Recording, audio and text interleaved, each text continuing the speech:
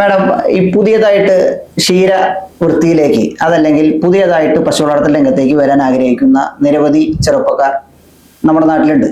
പക്ഷെ പലരും അറച്ചു മടിച്ചു നിൽക്കുന്നുണ്ട്. കാരണം ഇതിനോടകം തുടങ്ങിയിട്ടുള്ള പല ഫാമുകളും നിലവിൽ തൊഴുത്തു മാത്രമായി അവശേഷിക്കുകയാണ്. പശുക്കളെല്ലാം അവിടെ നിന്ന് പോയി കഴിഞ്ഞു. എന്നാൽ അങ്ങനെ പുതിയതായിട്ട് വരാൻ ആഗ്രഹിക്കുന്ന കർഷകരോട് ക്ഷീരവികസന വകുപ്പിലെ ക്വാളിറ്റി കൺട്രോൾ ഓഫീസറും അസിസ്റ്റന്റ് ഡയറക്ടറൊക്കെ ആയിട്ടുള്ള മാഡത്തിന് എന്താണ് കൊടുക്കാനുള്ള നിർദ്ദേശം അല്ലെങ്കിൽ ഉപദേശം? ക്ഷീരകാർഷിക വൃത്തിയിലേക്ക് ആദ്യം വരുന്നവരോട് പറയാനുള്ളത്, നമുക്ക് ഇപ്പോഴത്തെ ഒരു ട്രെൻഡ് അനുസരിച്ച് ഫുഡ് സേഫ്റ്റി, ഫുഡ് സെക്യൂരിറ്റി ഇതൊരു മസ്റ്റാണ്. അതായത് നമ്മുടെ ഒരു കസ്റ്റമർ അല്ലെങ്കിൽ കൺസ്യൂമർ കൾച്ചർ തന്നെ മാറിയിട്ടുണ്ട്. അവരെന്ത് വിലയും കൊടുക്കും നമുക്ക് ക്വാളിറ്റി ഫുഡ് കിട്ടാൻ. കാരണം എല്ലാവരും ഇപ്പോൾ ലൈഫ് സ്റ്റൈലൊക്കെ കൂടിയിട്ടുണ്ട്. എല്ലാവരുടെയും ഒരു ഫിനാൻഷ്യൽ സ്റ്റാറ്റസ് ഒക്കെ മെച്ചപ്പെട്ടിട്ടുണ്ട്. അവർക്ക് ആവശ്യം കെമിക്കൽ ഫ്രീ ആയ വെജിറ്റബിൾസും സീരിയൽസും പൾസസും പാലും കിട്ടുക എന്നുള്ളതാണ്, ഹോർമോൺ ഇല്ലാത്ത മുട്ട.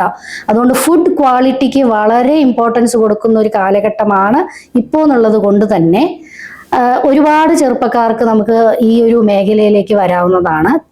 ആദ്യമായിട്ട് അവരോട് പറയാനുള്ളത്, ഡയറി ഫാമിങ്ങിൽ മാത്രം ഒതുങ്ങാതെ ഇൻറ്റഗ്രേറ്റഡ് ഫാമിംഗ് എന്നുള്ളൊരു കോൺസെപ്റ്റിലേക്ക് വരുന്നതാണ് നല്ലത്.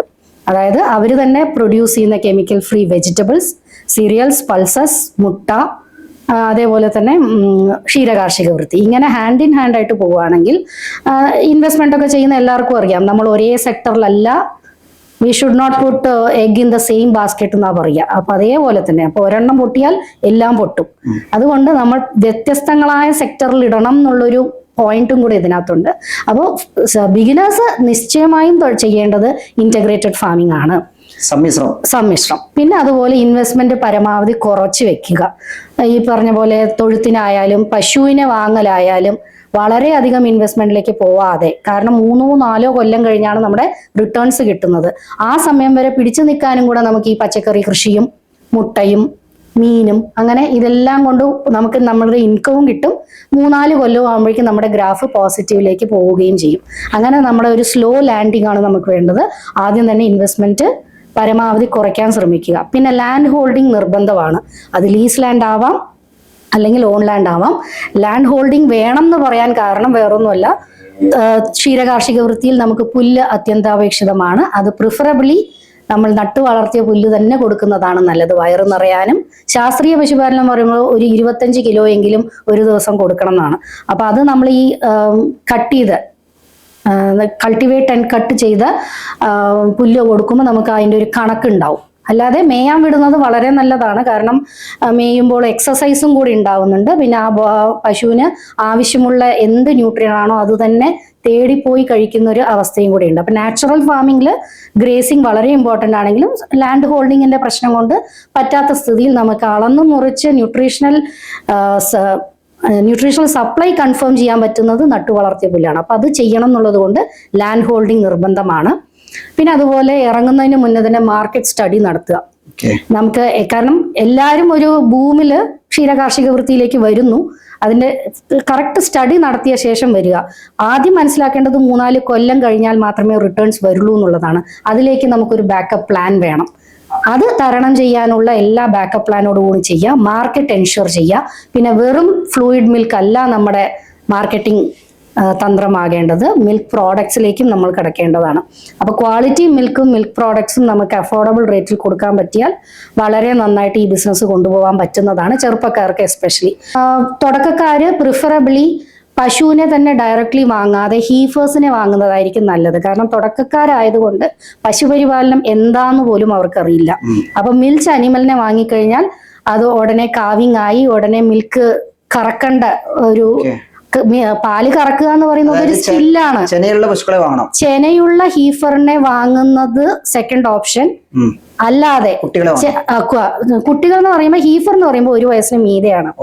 1 വയസ്സിന് മീതെ 1.5 വയസ്സാവുമ്പോഴേക്കും കുത്തിവെക്കാൻ പരുവമാകുന്നതാണ് ആ ഒരു ഹീഫർ പരുവം. അപ്പൊ ഈ 6 മാസത്തിനുള്ളിൽ പശു എന്താണ്, പശു പരിപാലനം എന്താണ്, അതിന്റെ ദൈനംദിന കാര്യങ്ങൾ എന്താണ്, ഈ പറഞ്ഞ പോലെ ചാണകവും മൂത്രവും ഒക്കെ മാറ്റുന്ന പ്രക്രിയയൊക്കെ അവർക്ക് അഡ്ജസ്റ്റ് ആയിട്ട് ഒന്ന് അക്കസ്റ്റം ആകാനുള്ള ഒരു സമയവും കിട്ടും. പലരും നേരിട്ട് പശുവിനെ വാങ്ങുകയാണ് പതിവ്. അത് ചിലപ്പം പ്രസവിച്ച പശുക്കളായിരിക്കും. തുടക്കക്കാരായതുകൊണ്ട് തന്നെ കറക്കാൻ അറിയില്ല. അപ്പൊ അവർ ബംഗാളിയോ നേപ്പാളിനെയോ ഒക്കെ ആയിരിക്കും ആശ്രയിക്കുക. 3 മാസം 6 മാസം കൂടുമ്പോൾ അവർ മാറും. പിന്നെ അവർ മാറിക്കഴിഞ്ഞാൽ ഇവിടെ പാല് കറക്കാൻ ആളില്ലാതെ അവിടെ സ്തംഭിച്ചു പോകുന്ന അവസ്ഥയാണ്. അപ്പൊ അത് ഏത് കർഷകനും ആദ്യം നമ്മൾ പറയേണ്ടത് സെൽഫ് സഫിഷ്യൻസിയാണ്. ആര് വന്നാലും പോയാലും നമുക്ക് നമ്മുടെ ക്ഷീര കാർഷിക വൃത്തി തടസ്സപ്പെടാതെ കൊണ്ടുപോകാൻ പറ്റും എന്നുള്ളൊരു കോൺഫിഡൻസ് ആദ്യം വേണം. അപ്പൊ അതുകൊണ്ട് 1 വയസ്സിന് മീതെയുള്ള ചെന കുത്തിവെക്കാൻ പ്രായമായത്, കുത്തിവെക്കാവുന്ന ഒരു പരുവത്തിലുള്ള പശു, അതായത് നമ്മുടെ വീട്ടിൽ കൊണ്ടുവന്ന് ഒരു 3, 4, 5 മാസം കഴിഞ്ഞ് കുത്തിവെക്കാൻ പ്രായത്തിലുള്ളതാണെങ്കിൽ നമ്മളും ആ പശുവായിട്ട് ഒരു ഇന്ററാക്ഷൻ ഉണ്ടാവും. പിന്നെ ഏതൊരു കറവ പശുവും അല്ലെങ്കിൽ അതിന്റെ കുട്ടിയും ഹെൽത്തി ആവുന്നത് ഈ ഹീഫർ അല്ലെങ്കിൽ കാഫിന്റെ സ്റ്റേജിലുള്ള മാനേജ്മെന്റ് ആണ്. പല ഫാമുകളിലും കാഫ് മാനേജ്മെന്റും ഹീഫർ മാനേജ്മെന്റും ഒരു പ്രാധാന്യം കൊടുക്കുന്നില്ല. കാരണം അവരുടെ നോട്ടം പാലുൽപാദനം, പാല് കുറഞ്ഞാൽ പശുവിനെ മാറ്റി വാങ്ങുക. പക്ഷെ ഈ തുടക്കക്കാരുടെ ഇൻവെസ്റ്റ്മെന്റ് ആണിത്. ഭാവിയിലേക്ക് 8, 10 പ്രസവം വരെ നമ്മൾ പോറ്റേണ്ട പശുവാണെന്നുള്ളൊരു കാഴ്ചപ്പാടിൽ പോകുന്നവർക്ക് ഹീഫർ മാനേജ്മെന്റിൽ തന്നെ അത് മുന്നോട്ട് കൊണ്ടുപോകാൻ പറ്റും. ഈ പാരമ്പര്യമായിട്ടുള്ള കർഷകരാണ് അവിടെ നിന്നുള്ള പശുക്കുട്ടികളെ നിലനിർത്തുകയും അത് പ്രസവിക്കുന്നവരെ വെയിറ്റ് ചെയ്യുന്നത്. പക്ഷെ എനിക്ക് തോന്നുന്നു ഇപ്പോൾ പുതിയ ഫാമുകളിലൊക്കെ അങ്ങനെ കാണുന്നില്ല. അതായത് നേരിട്ട് അവര് കറവ പശുക്കളെയാണ് വാങ്ങാറ്. പശു കഴിഞ്ഞ് ഒരു 6 മാസം 8 മാസം കഴിഞ്ഞ് കഴിഞ്ഞാൽ വെട്ടിക്കറവാകുമ്പോൾ അതിന് കൊടുക്കുന്നു, അടുത്ത പ്രസവിച്ച പശുവിനെ വാങ്ങുന്നു.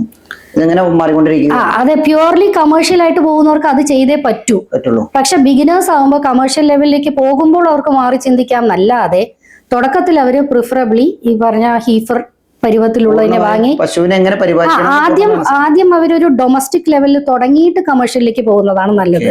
കാരണം അതിന്റെ എല്ലാ ബാലപാഠങ്ങളും കഴിഞ്ഞു.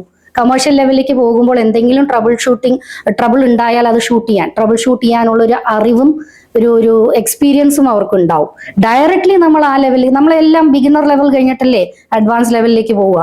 അതേ സൈക്കോളജി, അതേ ഫോർമുല തന്നെയാണ് ഇവിടെ. ബിഗിനർ ലെവൽ നമ്മൾ നല്ല സ്റ്റാൻഡേർഡായി പഠിച്ച ശേഷം മാത്രം അഡ്വാൻസ് ലെവലിലേക്ക് പോവുക. കമേഴ്ഷ്യൽ ഡയറി ഫാമിംഗ് എന്ന് പറയുന്നത് അഡ്വാൻസ് ലെവലാണ്. അതിന് കുറേ അധികം പഠനങ്ങളുണ്ട്. അത് നമ്മളിങ്ങനെ തിയററ്റിക്കലി പഠിച്ചിട്ടും കാര്യമില്ല, പ്രാക്ടിക്കലി തന്നെ പഠിക്കണം. അതിന് പറ്റിയതാണ് ഈ ബിഗിനേഴ്സ് ഡൊമസ്റ്റിക് ലെവലിൽ അല്ലെങ്കിൽ ഒരു സെമി ഡൊമസ്റ്റിക് കമേഴ്ഷ്യൽ ലെവലിൽ പോകുന്നതായിരിക്കും നല്ലത്. ഡയറക്ട്ലി ലാർജ് സ്കെയിൽ ഇൻവെസ്റ്റ്മെന്റിലേക്ക് പോവാതെ 2ൽ നിന്നും തുടങ്ങുക, 2, 3 പശുക്കളിൽ നിന്നും തുടങ്ങുന്നത് നമ്മുടെ വീട്ടിൽ കൊണ്ടുവന്ന് അതിനെ ചെന പിടിപ്പിച്ച് കറവ പശുവിലേക്ക് മാറ്റുന്ന രീതിയിലേക്ക് കൊണ്ടുപോകാം. ഇത്രയും വലിയ ഇൻവെസ്റ്റ്മെന്റ് ഒക്കെ നടത്തിയിട്ട് തൊഴുത്തൊന്നും പറയേണ്ട കാര്യമില്ല തോന്നുന്നു അല്ലെ? പരമാവധി ചെലവ് കേരളത്തിന് പുറത്തൊക്കെ തൊഴുത്ത് കാണുന്നത് തന്നെ റെയറാണ്. പിന്നെ കാറ്റിൽ ഷെഡിന് നമുക്ക് ഓപ്പൺ കാറ്റിൽ ഹൗസിംഗ് സിസ്റ്റം ഉണ്ട്.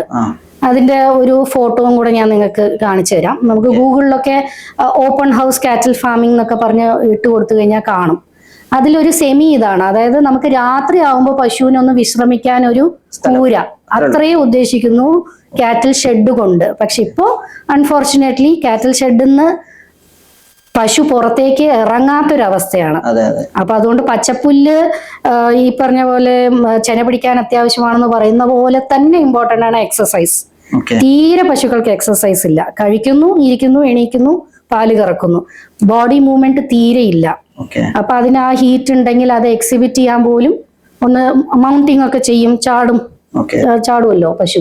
അപ്പൊ ആ മൗണ്ടിങ് ചെയ്യാൻ പോലും ഒരു സ്ഥലമില്ലാതെ വളരെ ഞെരിങ്ങിയാണ് ഇപ്പോ തൊഴുത്തിൽ പശു നിൽക്കുന്നത്. അതുകൊണ്ട് പശു തൊഴുത്തിന്റെ ഉദ്ദേശം പാല് കറക്കുന്ന സമയത്ത് അവിടെ കയറ്റി നിർത്തി പാല് കറക്കാം. ഇപ്പൊ മെഷീൻ കറവയാണെങ്കിൽ അവിടെ ആയിരിക്കും മെഷീൻ സെറ്റ് ചെയ്തിട്ടുണ്ടാവുക, അതിനു വേണ്ടി കയറാം.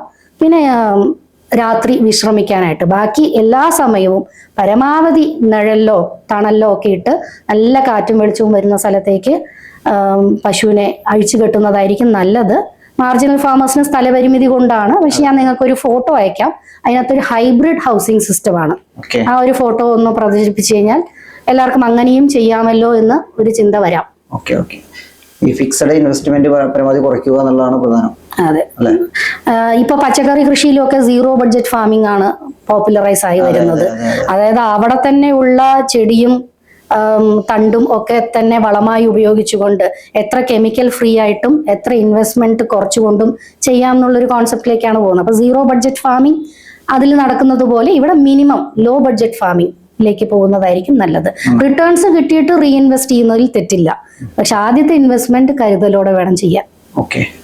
മേഡം, ഇപ്പോ സങ്കരീനം പശുക്കൾക്കൊക്കെ പാല് കൂടുതൽ കിട്ടാൻ വേണ്ടി തീറ്റ ചെലവ് കുറച്ചുകൊണ്ട് നമുക്ക് തീറ്റക്രമം എന്ന നിലയിൽ നമുക്ക് അനുവർത്തിക്കാൻ കഴിയുമോ? അല്ലെങ്കിൽ തീറ്റക്രമം എന്ന നിലയിൽ നമുക്ക് പറഞ്ഞു കൊടുക്കാൻ കഴിയുമോ? ശാസ്ത്രീയമായ പശുപരിപാലനത്തിൽ ഒരു പ്രധാന ഘടകം തന്നെ ശാസ്ത്രീയമായ തീറ്റക്രമമാണ്. തീറ്റക്രമം കുറഞ്ഞത് 15 ദിവസം കൂടുമ്പോഴെങ്കിലും പുനഃപരിശോധിക്കണം എന്നാണ് പഠനങ്ങൾ അറിയിക്കുന്നത്. അതായത് 15 ദിവസം കൂടുമ്പോൾ അതിന്റെ ഉൽപാദനത്തിൽ ഏറ്റക്കുറച്ചിലുകൾ ഉണ്ടാവാം. ഇപ്പോ ഗർഭിണി പശുക്കളാണെങ്കിൽ തന്നെ പശുക്കുട്ടിയുടെ വളർച്ച അനുസരിച്ച് അതിന്റെ ദേഹത്തിന്റെ സ്ഥിതികൾ മാറും. അപ്പൊ അതുകൊണ്ട് തന്നെ മൊത്തത്തിൽ പറയുന്നത് 2 ആഴ്ച കൂടുമ്പോൾ നമ്മൾ ആ തീറ്റക്രമം ഒന്ന് പുനഃപരിശോധിക്കണം എന്നാണ്. ഇതിനകത്ത് എപ്പോഴും ബേസിക് ആയ ഒരു റൂൾ എന്ന് പറയുന്നത് വയറ് നിറച്ച് നമ്മൾ തീറ്റ കൊടുത്തേ പറ്റൂ. കാരണം അയവെട്ടുന്ന മൃഗമാണ് പശു എന്നുള്ളത് കൊണ്ട് വയറ് നിറച്ചു കൊടുക്കണം എന്നുള്ളത് ഒരു പ്രധാന ഘടകമാണ്. അതിൽ പ്രോട്ടീൻ എത്ര, കാർബോഹൈഡ്രേറ്റ്സ് എത്ര, ഫൈബർ എത്ര, അതിലുള്ള മാറ്റങ്ങളാണ് ഞാൻ ഈ പറഞ്ഞ 15 ദിവസം കൂടുമ്പോഴുള്ള പുനഃപരിശോധനയിൽ വരുന്നത്. പാലുൽപാദനം ഉച്ചസ്ഥായിലായിരിക്കുമ്പോൾ കാൽഷ്യം, പ്രോട്ടീൻ അങ്ങനത്തെ ന്യൂട്രിയൻസ് ആണ് കൂടുതലായി കൊടുക്കുക. പിന്നെ പ്രസവം അടുത്തിരിക്കുന്ന സമയത്ത് ഊർജ്ജമാണ് വേണ്ടത്, അപ്പൊ അന്നജം കൂടുതലുള്ളതാണ് കൊടുക്കുക. അങ്ങനെ അതിനായിട്ടൊരു റെഫറൻസ് പട്ടികയുണ്ട്, അത് ഞാൻ നിങ്ങൾക്ക് തരാം. നിങ്ങൾ അതൊന്ന് ഡിസ്പ്ലേ ചെയ്താൽ കാണുന്ന പ്രേക്ഷകർക്കും അത് റെഫർ ചെയ്യാവുന്നതാണ്. പശുവിനെ പരിപാലിക്കുമ്പോൾ പുല്ല് നിർബന്ധമായി കൊടുക്കണം, അങ്ങനെയുണ്ടോ? തീറ്റപ്പുല്ലാണ് ഏതൊരു പശുവിന്റെയും ഒരു ബേസിക് ആഹാരം. പല ഫാമുകളിലും പുല്ല് കൊടുക്കാതെ തന്നെ പശുക്കളെ വളർത്തുന്നുണ്ട്, സൈലേജ് പോലുള്ള TMR ഉൾപ്പെടെയുള്ള തീറ്റകൾ കൊടുത്തിട്ട്. പച്ചപ്പുല്ല് ഒഴിവാക്കിക്കൊണ്ടുള്ള ഒരു പശുപരിപാലനം നമ്മൾ ഒരിക്കലും റെക്കമെൻഡ് ചെയ്യാറില്ല. ഇപ്പൊ തന്നെ പല പശുക്കളിലും ചെന പിടിക്കാത്ത പ്രശ്നങ്ങളൊക്കെ വരുമ്പോൾ നമ്മളൊരു ന്യൂട്രീഷനിസ്റ്റിനോട് തന്നെ ചർച്ച ചെയ്തപ്പോൾ അവർ പറയുന്നത് എത്ര തന്നെ നമ്മൾ വിത്തൗട്ട് പച്ചപ്പുല്ല് നമ്മളിങ്ങനെ പരിപാലനം നടത്തിയാലും ലോങ്ങിവിറ്റിയിൽ അത് പ്രശ്നങ്ങൾ ഉണ്ടാക്കുന്നുണ്ട്. ഇപ്പൊ നിങ്ങൾ പറഞ്ഞ പോലെ ഏതൊക്കെയോ ഫാമുകളിൽ പച്ചപ്പുല്ലൊന്നും തൊടുന്ന പോലും ഇല്ല, അവിടെ ഇൻട്രൊഡ്യൂസേ ചെയ്തിട്ടില്ല, അങ്ങനെ പോകുന്നു. പക്ഷെ പോകുമ്പോൾ അവിടെ ലോങ്ങിവിറ്റിയുടെ പ്രശ്നം വരുന്നുണ്ട്, ഹെൽത്ത് പ്രോബ്ലം വരുന്നുണ്ട്. അപ്പൊ ആ ന്യൂട്രീഷനിസ്റ്റ് നമ്മളോട് പറഞ്ഞത് പച്ചപ്പുല്ല് ഒരു ബേസിക് ഫുഡാണ്, അത് വിട്ടിട്ടൊരു തീറ്റക്രമവും ഇല്ല. അതുകൊണ്ട് ബാക്കി ഇതര നോൺ കൺവെൻഷണൽ ഫീഡൊക്കെ ഇൻട്രൊഡ്യൂസ് ചെയ്താലും പച്ചപ്പുല്ല് തന്നെയാണ് എല്ലാത്തിനും അടിസ്ഥാനം. അത് തന്നെയാണ് ഈ ചെന പിടിക്കാത്ത പ്രശ്നം ഒരു ബഹുഭൂരിപക്ഷം കേസിലും നമുക്ക് പരിഹരിക്കാൻ കഴിയുന്നത് പച്ചപ്പുല്ല് കൊടുക്കുമ്പോൾ തന്നെയാണ്. അതിൽ തന്നെ നമ്മൾ തീറ്റപ്പുൽ കൃഷി ചെയ്ത് കൊടുക്കുന്ന കാര്യങ്ങൾ പറയാറുണ്ട്. അത് ചെയ്യാൻ പറ്റാത്തവർക്ക് പുല്ല് വാങ്ങി കൊടുക്കാം. അതല്ല എങ്കിലും തീരെ പുല്ല് കൊടുക്കാതിരിക്കുന്നതിനേക്കാളും ഭേദമാണ് നമുക്ക് നാട്ടുമ്പുറങ്ങളിൽ കാണുന്ന പുല്ലെങ്കിലും കൊടുക്കുക എന്നുള്ളത്. പക്ഷെ പുല്ല് ക്ഷീരകാർഷിക വൃത്തിയിൽ നമുക്ക് അവോയ്ഡ് ചെയ്യാൻ പറ്റാത്തൊരു ഘടകമാണ്. നമ്മോടൊപ്പം ഉണ്ടായിരുന്നത് ക്ഷീരവികസന വകുപ്പ് തൃശ്ശൂർ ജില്ലാ ക്വാളിറ്റി കൺട്രോൾ ഓഫീസറും അസിസ്റ്റന്റ് ഡയറക്ടറുമായിട്ടുള്ള ശ്രീമതി PM രാധിക മാഡമാണ്.